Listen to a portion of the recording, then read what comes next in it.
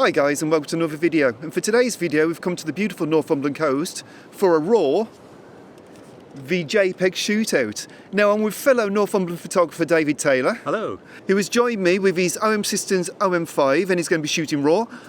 I'm using a new to me Fujifilm X-Pro3. I'm going to be shooting entirely JPEGs.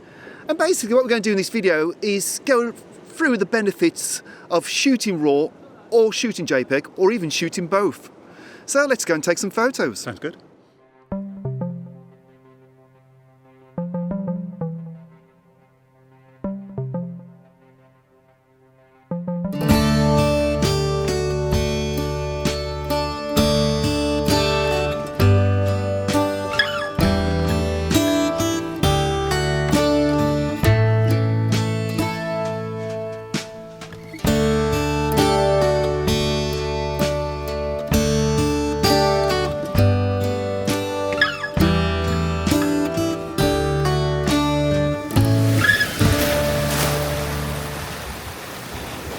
So, I'm shooting RAW today on my Olympus OM5, and there are multiple advantages in shooting RAW. The main one being dynamic range. RAW files have much greater dynamic range than JPEG, so in a location like this, where there's lots of bright highlights and relatively dark shadows, RAW files are able to capture that full dynamic range. I also shoot RAW because I can then adjust the white balance later. Though today, with it being a cloudy day, I'm just using the cloud white balance setting, and that's probably going to be good enough. RAW gives you more latitude for exposure correction, so you might find that if you're a stop under or a stop over, you're still able to correct in Lightroom and bring it back to a sort of fairly standard exposure. The one real disadvantage with RAW files is that it takes forever to convert them. I've got thousands of RAW files back at home, which I've shot over the summer, which at some point in my life I'm going to have to sit down, big cup of tea, and gradually work my way through them. So there's no instant gratification with RAW. There is that final post-processing you have to do later. But to be honest, winter's a good time for doing that. I quite often sort of save my RAW files up for winter, and then when it's a wet, horrible day and there's no photography to be done, I can just sit there and do my RAW files. And that's why I shoot RAW. It's just such a much more flexible system and a much more better, for me personally, way of capturing images. Let me demonstrate how flexible RAW can be by processing this shot from Craster. So the light was quite flat on the day that we shot. And there's an old saying in photography that when the light's not right, shoot black and white. Now I didn't shoot in black and white on the day. I actually had a colour profile. And that is the one advantage of RAW, is that whatever you shoot on the day can be changed afterwards. So I didn't have to actually shoot in black and white, but I did think at the time that this would end up being a monochrome shot. So the first thing I'm going to do is convert to black and white in Lightroom. And immediately that's just a more interesting image, than the colour version. But what it lacks now is punch. So the next thing I'm going to do is go to the black and white conversion option, the mixer, and I'm going to pull back the blues, which I'm hoping is going to add a bit more drama to the sky, which I think it has to a certain extent, but we'll come back to that later. Next, I'm going to add some local corrections. I'm going to use the brush tool from the mask, and I'm just going to brush in around this sort of white sea foam. Because I want to sort of brighten that up to make it sort of pop out a bit more against those dark rocks in the foreground. So we'll do that. I think that's enough. And I've used quite a feathered brush, so it's got a nice soft edge, so I'm not going to get any sort of nasty, sort of hard areas where it's going to be quite a subtle adjustment. So yes, I'm going to just increase the exposure a little bit, not too much. Yeah, add a bit of contrast there, like so. Next, I'm just going to add a touch of contrast across the entire image, so doing a global correction. just by tweaking the dehaze and a little bit of the texture, just to bring out some of that texture on the rocks in the foreground. I think that looks okay. Now go back to the mask tool, and this time I'm going to select the linear gradient, because I'm going to adjust the sky a little bit. I'm just going to, again, using quite a soft edge there, so it's going to be quite a nice subtle adjustment. And then just pull down the exposure there, add a little bit of contrast, and I think, yeah, that's not far off now. I wouldn't do this with a colour image, but with black and white, because it is slightly removed from reality already, so I don't mind sort of really going to town on a black and white image, you know, being really creative with it. So I'm going to add a gradient, darken off the corners a little bit, and that really hopefully focuses your attention on the centre, on these rocks in the foreground and on the castle in the background. Again, I'm going to add another local adjustment. Go back to the brush. I might just add a little bit more light onto these foreground rocks here.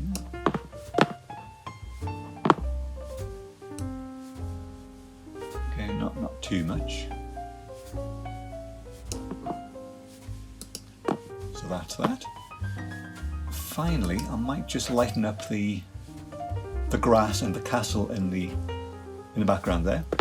And with that, because they're mainly sort of greens and yellows and oranges, again I can use the black and white mixer tool just to add a bit of lightness into that background, and that hopefully, yeah, I think that's making the castle stand out a little bit. And I think I'm happy with that.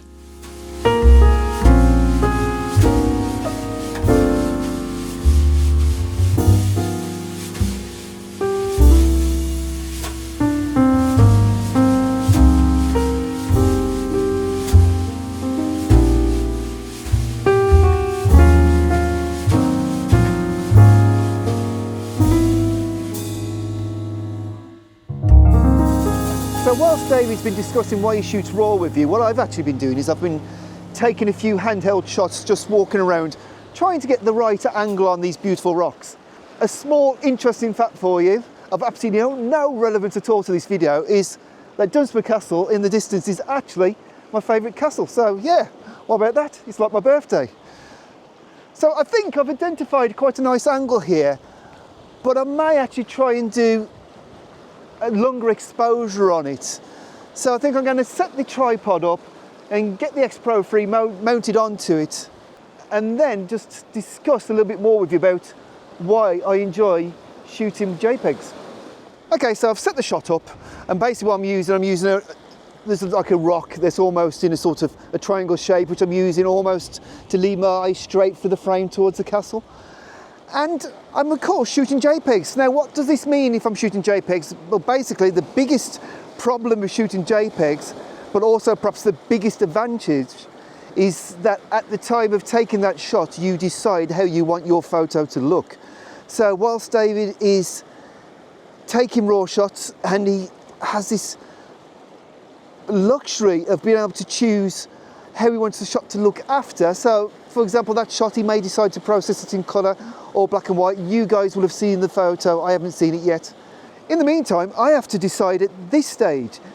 Think of this like shooting film, and of course this is probably why I actually enjoy shooting JPEGs, because it's quite a sort of a film-like experience. Apart from you're not stuck with one roll of a certain look that you have to finish before you can change to another one. So here I can mix and match as I want. So what I've actually been doing with this shot is I've been bracketing the film simulation, because I'm not really sure what I want. My gut feeling was I was going to go for black and white, but ultimately I think I prefer the colour one, and I've actually gone for the Pro Next standard film simulation. I think that's looking the nicest. I tend to find if I'm shooting people or something, the Turner looks beautiful on this, but I've gone for Pro Next standard, so it hasn't got loads of oomph about it. The colours are still quite muted, but I think it's quite pleasing for the scene. But of course, typically, I find myself immediately in a situation where I really wish I could be shooting raw, because basically there is a cloud right in the distance which is a bit brighter than everything else within the scene, and I am getting the blinking highlight warning on the camera, which is telling me that they could essentially be overexposed and maybe no detail recorded there. And this is a tricky one, isn't it? Because this is where raw comes into its own, because I know if I was shooting raw, I really wouldn't be worrying about that. Now, with most cameras, what you can actually do is adjust your JPEG settings. So this has been set up to basically try and increase the dynamic range a little bit more. So I'm hoping that it might be okay. But you know, RAW would actually be the total safe bet. JPEGs could be slightly off. So really, this is not really a very good argument for shooting RAW or JPEG, is it? Because you could argue just shoot RAW, Jason. But you know, there is one huge benefit I'm going to have here, is that I will go home and I will take my JPEG files off, and that's it. I will and then have my finished photos. And now this reminds me of when I used to shoot slide film when I very first started. And I used to bracket my exposures on slide film, which I've been doing this, I've been bracketing my exposures there. And by bracketing, what I mean is essentially taking either one stop under or one stop over, well actually both, so do one stop under, then a shot at the perfect exposure according to the camera, then one stop over. And then what you can do is you can sort of look at it and see which one's best. Now actually, it doesn't have to be one stop. If I was shooting slide film, I'd probably be going for a third of a stop. And I may well do that with this scene.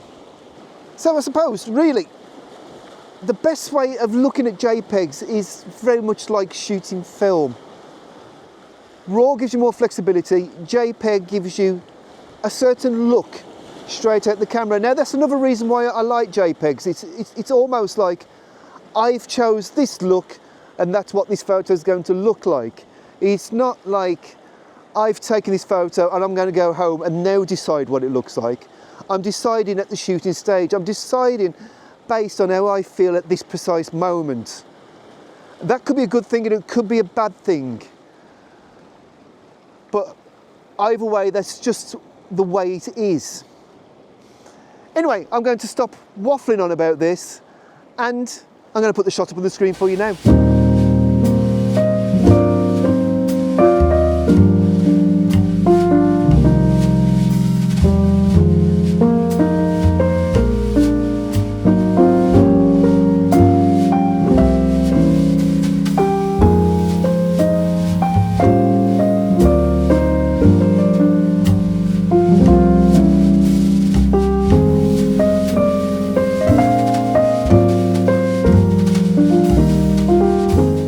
So I'll just quickly set up another shot. It's a bit more of a classic view of the castle really. This time it definitely is going to be black and white, so I've chosen a cross with a red filter film simulation. I have fitted a 10 times neutral density filter to try and blur the water out as much as possible. But what I did notice is when I got the exposure looking right, yet again I had some clouds in the distance which were blinking, which means I may have lost detail. Now, of course, this is a problem with JPEGs, because sometimes whilst it might look absolutely fine on the photo, it could actually just be a case of you've lost detail and really perhaps you need to get the exposure, change the exposure, which in turn may make it all too dark, just with the bright patch right, or you just let the bright patch go slightly overexposed and not worry about it, which is what you would do with film really. Or alternatively, you could edge your bets and you could actually record in RAW and JPEG at the same time. Now really it's the best of both worlds, it makes perfect sense. And it's what I personally do all of the time. So whilst I'll go out and have my JPEG set up and I'll set up certain recipes or whatever and decide in the field what I want the photo to look like, if I get back and A, the exposure's slightly off, or B, I've just made a bad choice on that film simulation I chose for that point, well, I can just use the RAW file that it's also recorded at the same time. So really, it's just insurance. And the only downside of shooting RAW and JPEG at the same time is you're taking up storage space.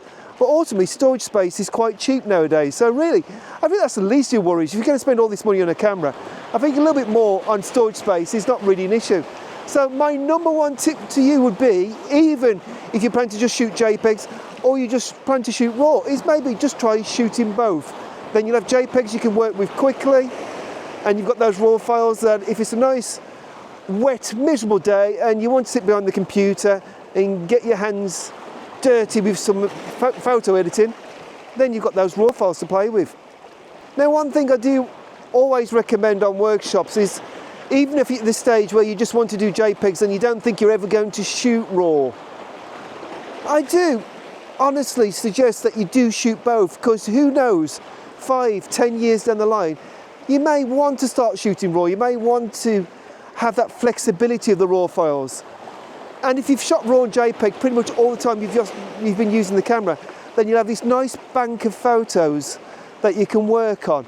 And it's also a really good learning tool for you, is basically to have the RAW and JPEG files side by side and try processing the RAW file to look like the JPEG file that you actually got from the camera.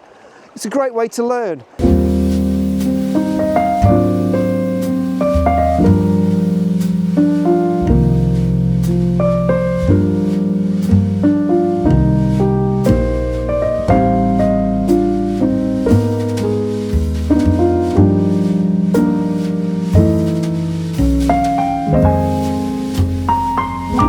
Now, keeping on the subject of photography workshops, David and myself have got some exciting news to share with you. Yes, we've joined forces. We're going to be running... We have, yeah. It's going to be great. We're going to run workshops all next year, one a month, in various locations in Northumberland, from the coast, inland to the Cheviots, and other places that Jason and I know very, very well.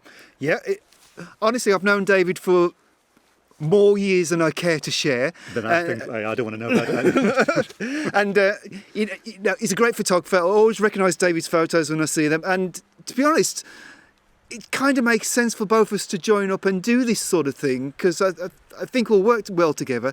And I think, more importantly, I think people who come on the workshops will get something from it. Oh, yeah. We're the best double act in Northumberland, I reckon it's going to be. Just not the funniest. Not the funniest, no, that's true.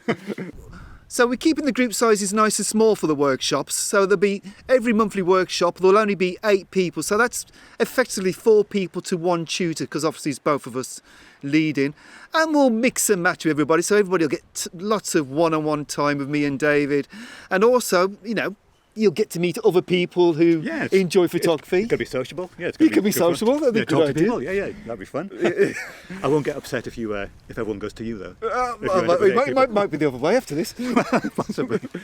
But yeah, I think I'm really looking forward to it. So I think we're going to get some classic Northumberland spots, but also some lesser known spots, which really, I think it's local knowledge, isn't it? Oh, definitely, yes, and places that I just want to share with people that, you know, aren't necessarily well known, but that need to be known. Exactly. So guys, if that's something that does appeal to you, the dates are now on the website and ready to book, and I'll leave a link in the description there, and they can be booked either from my own website or David's website. Yeah, it'd be lovely to see you. Yeah, good fun. Yeah, excellent. So David, would you ever consider just shooting JPEGs? Yes, perhaps not for landscape, but if I was doing some kind of social event, right, or a sport event, say, and I was going to shoot thousands of images that day, JPEG's definitely the way to go. Now, you see, that's a valid point, isn't it? Because really, if you're doing something where you need a quick turnaround of photos, especially if it's like a paid job and you're confident with your JPEGs, you can just basically put your camera on JPEG, fire away, not have any of this post-processing messing on, just literally take your photos off, sort through them, job's done. There you go. You can go and have a cup of tea. You see, so that, you know, there are benefits for using JPEGs, but of course, as I explained to the viewers earlier, I was finding on some shots I was a bit worried about sort of certain patches bleaching out a little bit, being slightly overexposed. So really, the luxury of having RAW files there would have been nice. Yeah, so it's a bit more of a sort of a safety net, isn't it? Where you can pull back mistakes that you've made. Does that make you a lazy photographer then? You could argue that you have to be a better photographer to shoot JPEG. Yeah. Because you have to get things right in camera. Whereas with RAW, you've got the option of, you know, adjusting later possibly. So yeah, you could argue that it could make you a lazy photographer. And to be really controversial, okay, film or JPEGs, any similarity? Yeah, I mean, certainly JPEG, it's almost like going back to shooting slide, Yeah. because once you've shot your slide, that's it. I'd say that RAW is more like shooting sort of print paper, print Print film. Yeah. because you correct it in the darkroom. So yeah, I'd say that's probably a valid point, that JPEGs are like slides. Yeah. So once you've done it, that's it. Hence why I was explaining earlier that I was bracketing my shots, so I was actually Right, okay, just like when we used to shoot slide. Oh, yeah. Because guys, we are this old Yes. that we used to just shoot slide film for a living. So did you restrict it to 36 exposures today? Or? Well, no, I didn't. And I also had that luxury of changing my film. There is that. After, not quite the same, is There it? is. No, that's true. Yeah, that is true. Yeah, it's good though, isn't it? Oh, yeah. Anyway, guys, I really hope you've enjoyed this video. It's been great fun doing one with David. Thank you so definitely. much for coming along for the day. It's been great. Yeah, I've enjoyed it. Brilliant. And yeah, if you've enjoyed this video, please give it a thumbs up. Maybe subscribe to the channel if you haven't. And hopefully we'll both see you in a workshop some point next year. But yeah, thank you for watching, and thanks again, David. Thank you. Yeah. Right. See you later, guys. Thanks again. Bye.